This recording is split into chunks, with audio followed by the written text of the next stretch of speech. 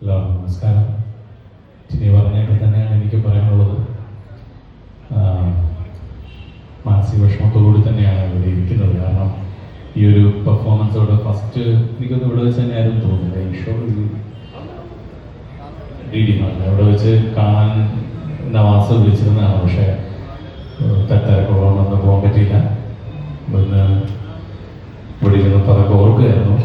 ഞാൻ കലാഭവനിൽ വരുന്ന സമയത്തൊക്കെ കൊച്ചിൻ ഹസന എന്ന് പറയുന്ന ഒരു ഗംഭീര നടനെ കുറിച്ച് ഒരുപാട് കേട്ടിട്ടുണ്ട്. പക്ഷെ എന്നെ അദ്ദേഹത്തെ ആദ്യം പരിചയപ്പെടുന്നത് നവാസാണ്. നവാസ് ബാപ്പയാണ് എന്നോട് പറഞ്ഞു, ബാപ്പയാണ് കേട്ടോ ഷാജാ കൊച്ചിൻ ഹസന അറിയില്ല എന്ന് ചോദിച്ചാണ് പരിചയപ്പെടുത്തിയത്. അപ്പോൾ ഇന്നിപ്പോൾ ഹസനാരിക്ക എൻ്റെ മോൻ്റെ പടം കാണണമെന്നൊക്കെ പറഞ്ഞപ്പോൾ മനസ്സിലെവിടേക്കോ കുറേ ഒരു വിഷമം. എന്നാലും പറയാനുള്ളത് നവാസ് ചിലരങ്ങനെയാണ്, നമ്മളെയൊക്കെ വിട്ടുപോയെന്ന് പറഞ്ഞാലും അവരൊന്നും ഇവിടെ പോവില്ല. ഏതെങ്കിലും ഓർമ്മകളും ഒക്കെ എപ്പോഴും നമ്മുടെ കൂടെ തന്നെയൊക്കെ ഉണ്ടാവും. നവാസ് അങ്ങനെ തന്നെയാണ്. നവാസ് വരുമ്പോൾ പോയിട്ടില്ല എന്നും മലയാളികളോടൊപ്പം തന്നെ ഉണ്ടാവും. എന്തായാലും അന്ന് ഇതിൻ്റെ ഒരു ഉദ്ഘാടനം ആ പെർഫോമൻസ് കാണാൻ പറ്റില്ല, ഇന്നിത് കാണാൻ പറ്റി. എന്തായാലും ഹസനാരിക്കയെ കുറിച്ച് ഞാനായിട്ടൊന്നും പറയേണ്ട ആവശ്യമില്ല. നമുക്ക് എല്ലാവർക്കും ഒരു ഗംഭീര നടനാണ്.